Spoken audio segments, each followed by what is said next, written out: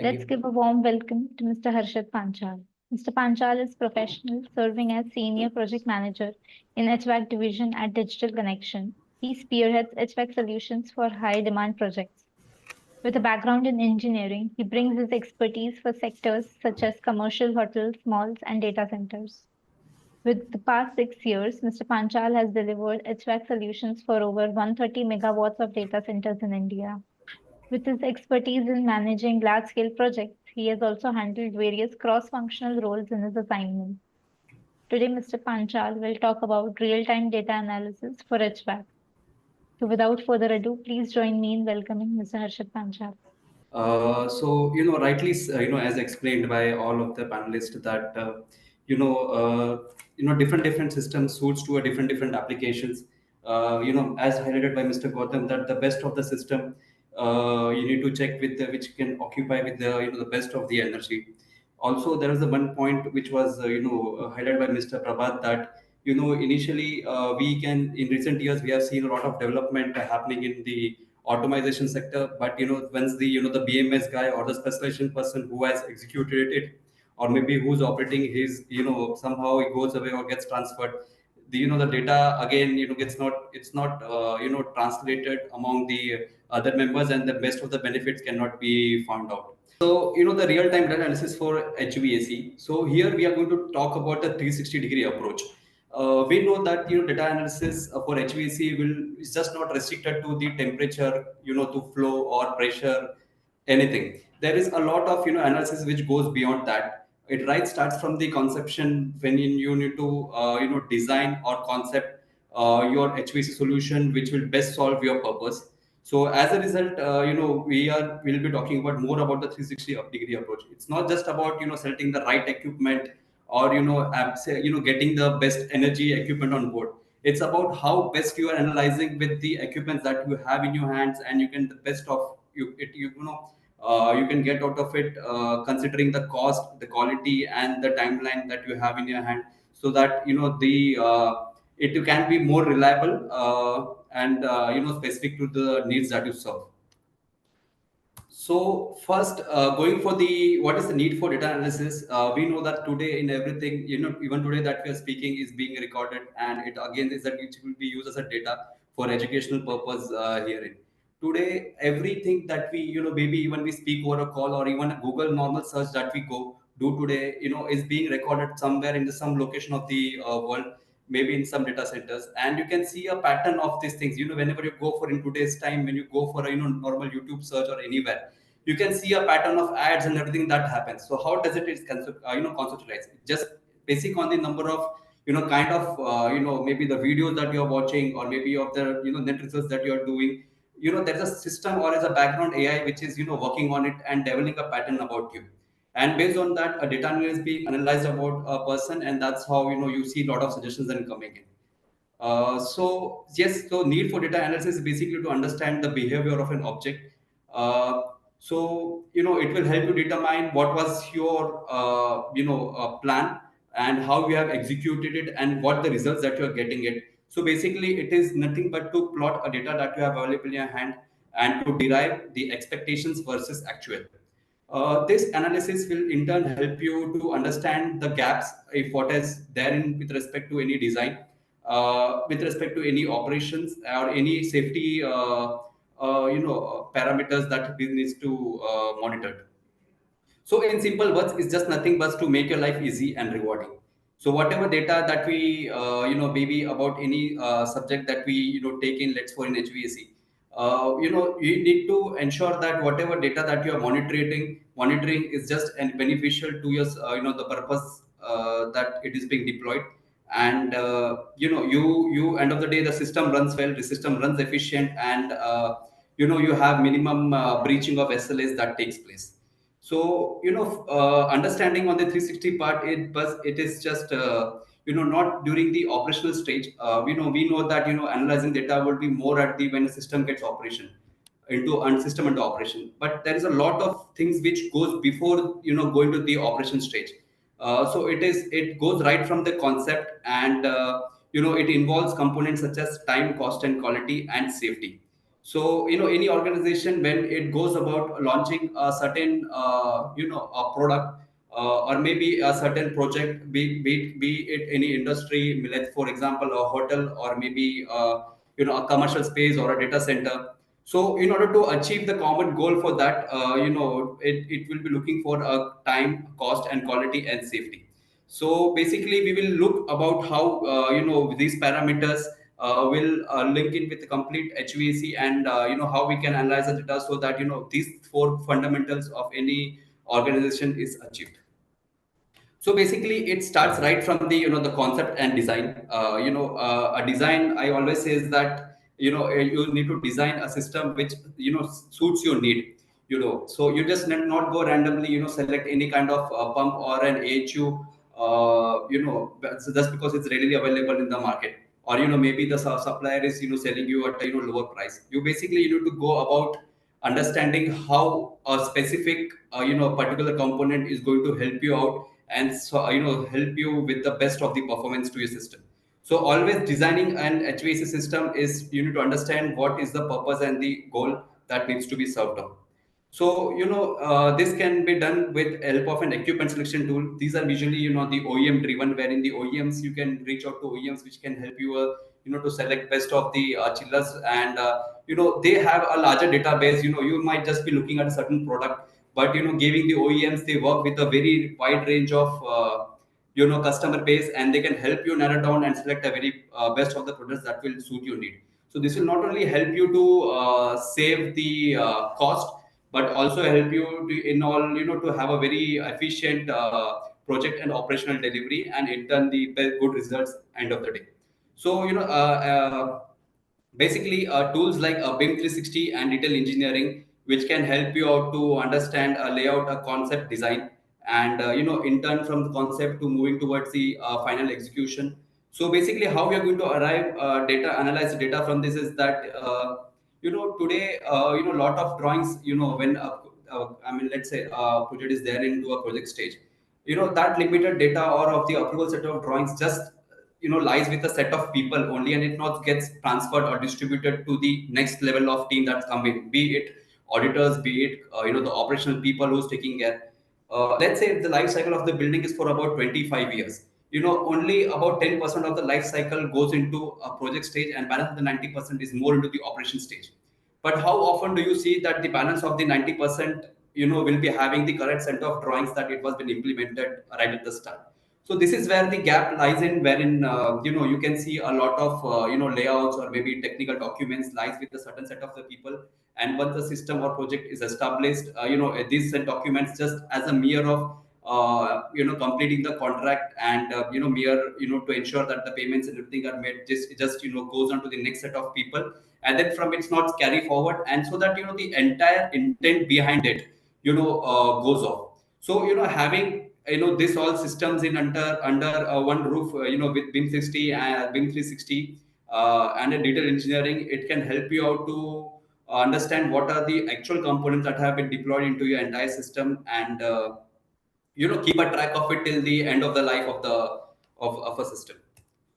So basically, towards coming towards the how you're going to ensure that the entire project, or during moves in right from the concept till the operations, you can help make use of I mean, project management tools for like as an MSP or Primavera. So this will serve as an excellent tool to understand and you can say track the project with respect to the time. So what basically it will help you out is it will help the people who are under operation. When they take over, they'll understand that what was the lead time, what it was ordered, and when did they receive. Many times what happens is that we know that the project people, they have a clear understanding of whatever the materials are brought in and how lead time is being therein. But then when it goes to the operation, you can this much of information doesn't go pass out to them. So moment you have these kind of processes in place, the right amount of data and everything, how much time, from the time it took to ordering, from what time it came to site and got installed, you can have this complete data map, and then it can be transferred, which can be a very much of beneficial use to the people who are there in operations for. So what happens in this case, like let's say after 7 8 years, you have a certain kind of very heavy breakdown happening. So at least the team, of course, there will be AMC things and everything that will be in place, but having this kind of data in hand will definitely help the people who are operating the particular system, give an competitive edge, so that if they can certainly ensure that the SLAs and everything are not breached. So again, having tools like with respect to SAP and advanced sheet, you can definitely track the items and the cost part. Coming to next, the document control. So this can be achieved to having with the trackers and the softwares like Procore and Econex in place. So basically, like earlier said, lot of documents, as the system or maybe the system ages, you see a lot of documents and everything, available with a certain set of people only. Probably you see maybe these guys of people moving out, the data is exactly gone with them, and it's not get transferred within the organization. So what happens is, the data that was there at the day one, it's not there till in the middle of the day or to the last of the day. You can see a substantial decrease of the data that takes place right from the start till the end. So having systems like Procore and Econex in place, what it helps is, you have a proper document management system in place. So any documents like, you have technical data sheets or maybe drawings or any submissions, you can understand what process it went through, and you can have a definite record of it. This definite record, it not only helps during the project management tool, but definitely during to the operation as well, so that you can buy this as a license, and you can keep a complete track of it going ahead. So now coming to the main aspect, we understand that the real time data analysis for HVAC is more about the technical aspects that we look into. So the best way to analyze data is having as much as automation in place. This will and help to ease out the operations. People already, traditionally there has been practice of people having running the systems or plants with more into mechanical mode and filling the sheets and everything manually. But as per the data that is available, about 50% of failures that happens in a system is due to human error. So having automation in place, will substantially decrease the error, and ensure that the system runs in a seamless way, and you will have a limited amount of breakdowns that happens in the near future. So analyzing the data, this is a simple, data sheet of a chiller, wherein we know that at full load or part load, what is the data that needs to be, come into. So the moment you have this handy, like as explained by Mr. Suresh Kumar, that we have CPMs and everything in place. So the benefit of CPM is not only the we are just going to operate the plant, it helps into automation of any system, but yeah, it helps more about the analyzing the data at the back trends that goes into. So with this, you can not only plan or sequence your entire chiller system or pump system, or entire your air handling units, but definitely you can draw a lot of data from it. You can, any person sitting in the BMS can understand what is going wrong in any system. So we will just have a look how this CPM will help us analyzing the trends. So the figure that you see at the right, this is a figure that has been derived from a chiller plant manager. So what it helps is, it has taken a performance of a particular chiller that has been plotted against the time. So what it does is, you basically get the pattern and behavior of a chiller over a period of time, like what was the load increase and how the chiller was staging up or staging down at a certain period of time. So what will happen is, in case there is a kind of a power failure that happens at certain point of a time, or maybe there is a shift in the load. So the you can see this pattern, and this can be tracked, and we will understand how this particular data can be mapped ahead at a at more at global platform as well. So along with that CPM, you can we have a data that coming from runs from the entire chiller management system, where you can see the chillers operating at a certain temperature, pressure. So what it helps is, basically I'll just give you an example of a very critical system that is, let's say, an example of a data center. So though the data centers work at maybe at a more at a redundancy level, but any loss of the system that it needs to be reported, and it gets escalated quickly at the global level, because the honoring the SLAs, the temperatures at the flow of the water level and the chiller, I mean the fluid level is very critical and important. So with the help of this data, you can definitely arrive what went wrong at that particular point of time, and you can have troubleshooting that can be taken place. So similarly, again, this is for the pump side as well. Though it has been showed here analog values, but these values again can be plotted like as shown in the earlier sheet, and the trends and the graphs can be mapped up across.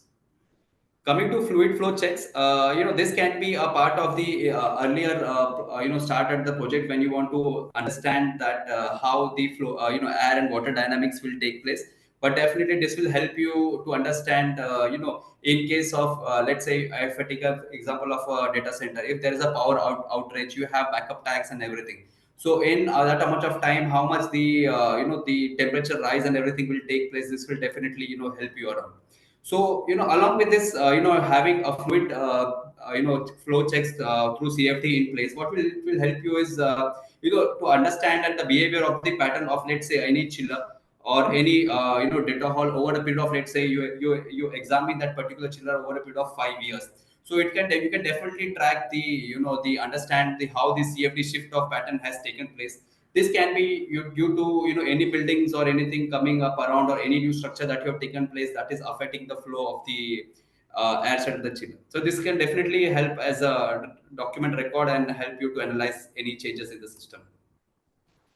Coming to the air side, this is typical image of an data center that has been plotted, wherein you can see how the the temperature across all the air handling units is being measured, and the humidity and the temperature inside the hall is mentioned. This is becomes very critical in cases of data center, because you have SLAs that needs to be monitored at right level. And this can similarly be for many of the food industries or any industries wherein there is a certain process that takes place, and you have to maintain a certain temperature. So having this kind of system in place will help you to understand and have a better control over the system. Again, this the parameters that you see, that definitely can be mapped on a graph basis, and the patterns can be understood. So, like I said in the previous slide, that this is how basically a trend of an you can see here the supply error or return error that can be mapped. So on the right side, you can see a drastic shift of few cry units, which is there on the upward side, and then it has got stabilized. So this can this will definitely help you determine why was such was the case. So based when you go to the logs of that particular units, you can help to it will help to make you understand whether there was a power loss. That's the reason the temperature went up or down. So that's how you can analyze the data at the air side as well. Coming to troubleshooting, it again takes place in the similar way, wherein you can map the data across any system, and then you have some errors that comes up to a particular system. With this, you can analyze how what has went wrong with your particular system or no. So this is more on towards the operational front, wherein you have a system which is already under operations, and then you see some errors that is displayed in your system. Definitely, this will help you to minimize any downtime that helps across the system.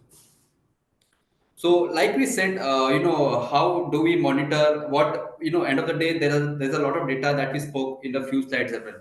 But what this data will help you out. So basically, this data that comes from a local system, as you see in the right side image, this all system can be connected to a local network. And this local network from broad, across the different cities can be on the base of the cloud computing, can be monitored at a certain head office. So what happens is, like, let's say any company, we hear a lot of companies that they say that we'll be going carbon neutral by so and so year. So how do they ensure that they are reaching that goal? So basically, all the energy and power that they have across their all their campuses or all across their units, they measure, and that can comes across a common platform, and how they ensure the steps that has been taken care to minimize the energy consumptions. So again, this is how you can monitor a complete setup, a certain building. This is for one data center, wherein You can see a PUE. So PUE nothing but is the power usage effectiveness, wherein you see on the right side below that there is a mechanical and IT load. So basically, this helps you out to understand how much is the consumption and how much best at best efficiency you're operating. The moment you know that there is a design factor that has been preset, and anytime you're going beyond that particular crossing that particular value, you understand that there is something wrong. Maybe there will be some high consumptions of the power to, or maybe not proper airflow that is happening. This can be due to very XYZ reasons. Maybe the strainer is not clean, the filter is not clean, or maybe some tiles or something that is open, or maybe XYZ reasons as well. So this will definitely help you out to analyze and have a better energy efficient system. So basically, I'll come to the last part. So basically, data analyzing is not only understanding the depth, but also to understanding to write from the concept, so that whatever the understanding is there for your product that needs to be there, and the time and budget, and the delivery partners and the OEMs that you're choosing. So ensure that the people are available throughout the life cycle of the project and deliver the entire system. Thank you, Mr. Panchal.